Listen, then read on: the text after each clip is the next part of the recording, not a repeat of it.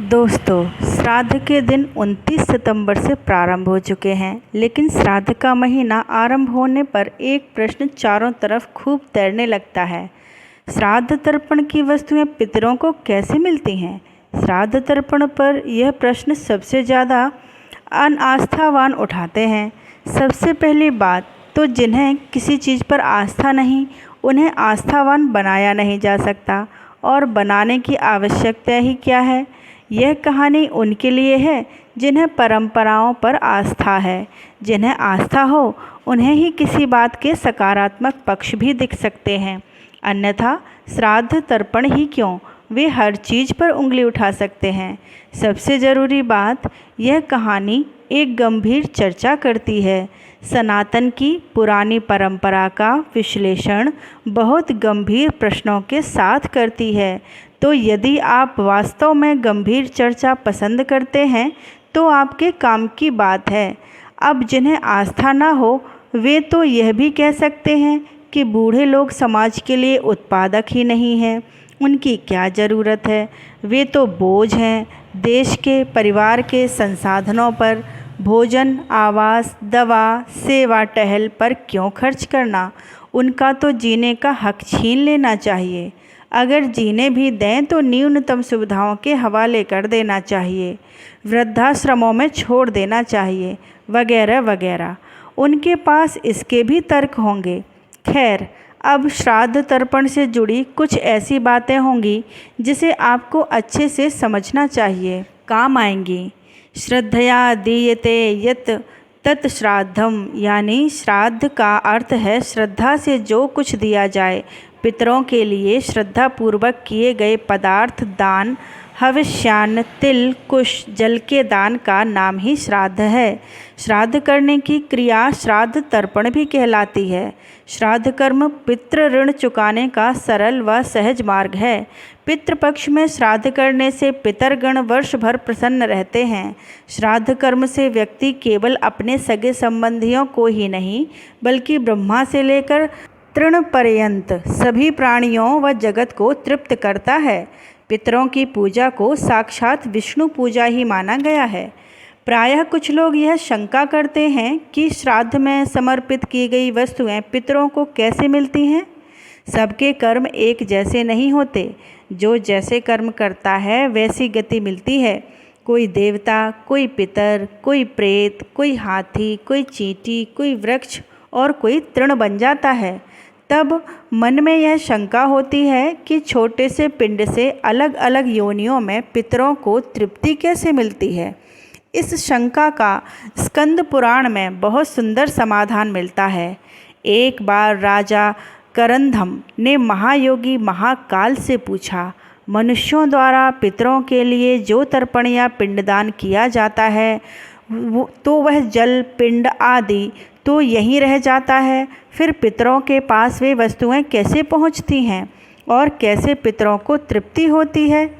भगवान महाकाल ने बताया कि विश्व नियंता ने ऐसी व्यवस्था कर रखी है कि श्राद्ध तर्पण की सामग्री उनके अनुरूप होकर पितरों के पास पहुंचती है।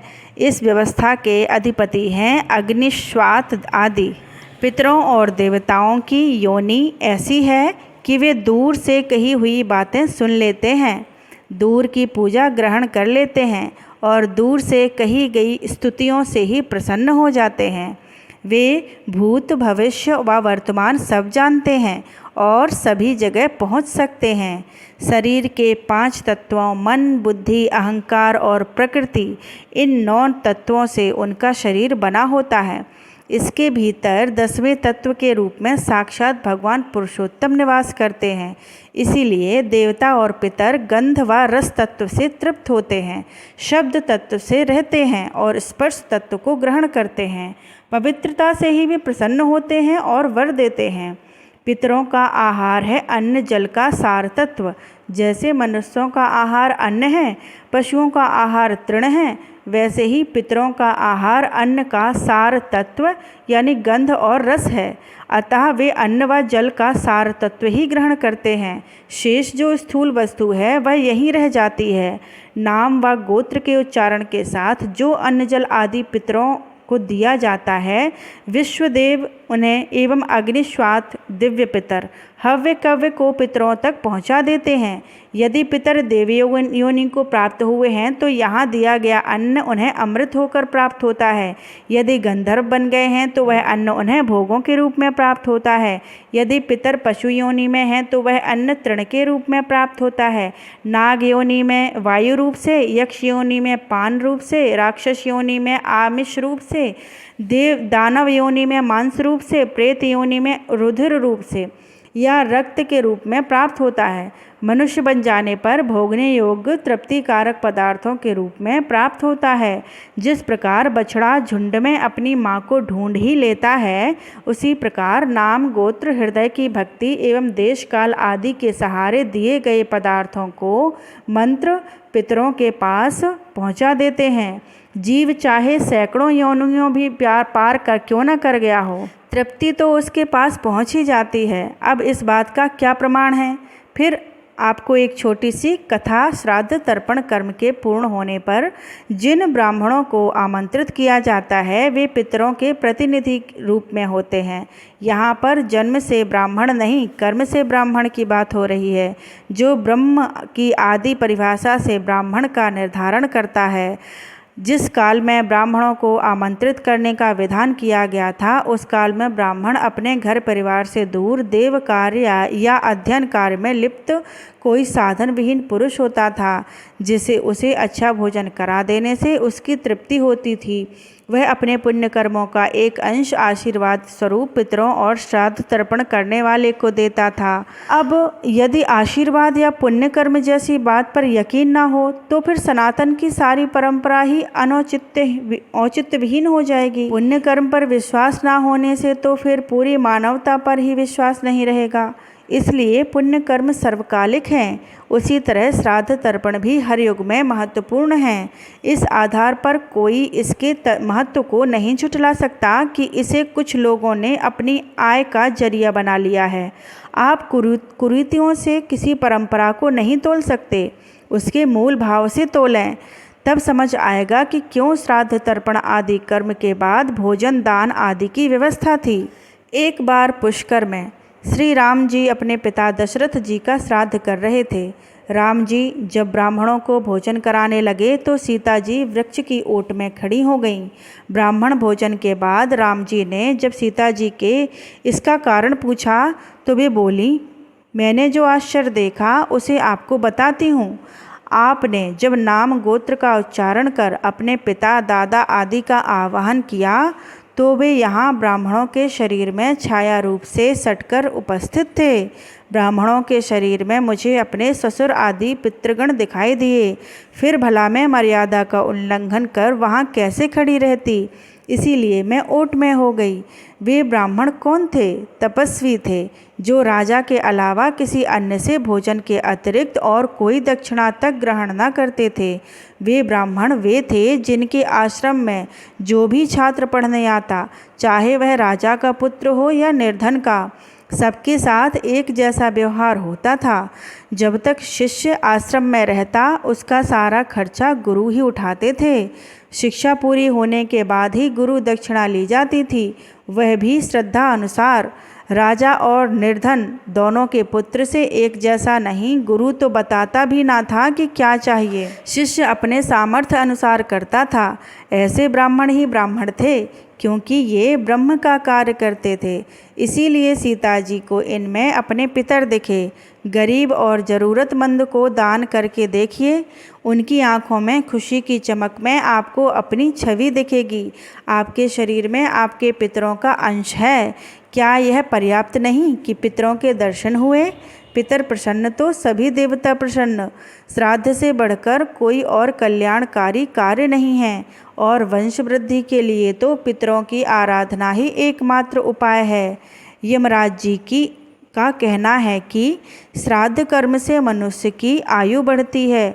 पितरगण मनुष्य को पुत्र प्रदान कर वंश का विस्तार करते हैं, परिवार में धन धान्य का अंबार लगा देते हैं। श्राद्ध कर्म मनुष्य के शरीर में बल पौरुष की वृद्धि करता है और यश व पुष्टि प्रदान करता है। पितरगण स्वास्थ्य, बल, श्रेय, धन धान्य आदि सभी सुख, स्वर्ग व मोक्ष प्रदान करते हैं। श्रद्धापूर्वक श्राद्ध करने वाले के परिवार में कोई क्लेश नहीं रहता, वरन वह समस्त जगत को तृप्त कर देता है। ब्रह्म पुराण में बताया गया है कि धन के अभाव में श्रद्धापूर्वक केवल शाक से भी श्राद्ध किया जा सकता है। यदि इतना भी न हो तो अपनी दोनों भुजाओं को उठाकर कह देना चाहिए कि मेरे पास श्राद्ध के लिए न धन है और न ही कोई वस्तु, अतः मैं अपने पितरों को प्रणाम करता हूँ, वे मेरी भक्ति से ही तृप्त हों। पितृपक्ष पितरों के लिए पर्व का समय है, अतः प्रत्येक गृहस्थ को अपनी शक्ति व सामर्थ्य के अनुसार पितरों के निमित्त श्राद्ध व तर्पण अवश्य करना चाहिए। शास्त्रों में श्राद्ध न करने से होने वाली हानियों का जो वर्णन किया गया है, उन्हें जानकर रोंगटे खड़े हो जाते हैं। शास्त्रों में मृत व्यक्ति के दाह कर्म से पहले ही पिंड पानी के रूप में खाने पीने की व्यवस्था कर दी गई है। यह तो मृत व्यक्ति की इस महायात्रा के रास्ते के भोजन पानी की बात हुई। परलोक पहुँचने पर भी उसके लिए वहाँ न अन्न होता है और न पानी। यदि सगे संबंधी भी अन्न जल ना दें तो भूख प्यास से उसे वहाँ बहुत ही भयंकर दुख होता है। आश्विन मास के पितृपक्ष में पितरों को यह आशा रहती है कि हमारे पुत्र पौत्रादि हमें अन्न जल से संतुष्ट करेंगे। यही आशा लेकर वे पितृलोक से पृथ्वी लोक पर आते हैं। लेकिन जो लोग पितर हैं ही कहाँ, यह मानकर उचित तिथि पर जल व शाक से भी श्राद्ध नहीं करते, उनके पितर दुखी व निराश होकर शाप देकर अपने लोक वापस लौट जाते हैं। बाध्य होकर श्राद्ध न करने वाले अपने सगे संबंधियों का रक्त चूसने लगते हैं। फिर इस अभिशप्त परिवार को जीवन भर कष्ट ही कष्ट झेलना पड़ता है और मरने के बाद नरक में जाना पड़ता है। मार्कंडेय पुराण में बताया गया है कि जिस कुल में श्राद्ध नहीं होता है उसमें दीर्घायु, निरोग व वीर संतान जन्म नहीं लेती है और परिवार में कभी मंगल नहीं होता है। इसीलिए अपनी श्रद्धानुसार अवश्य श्राद्ध करना चाहिए।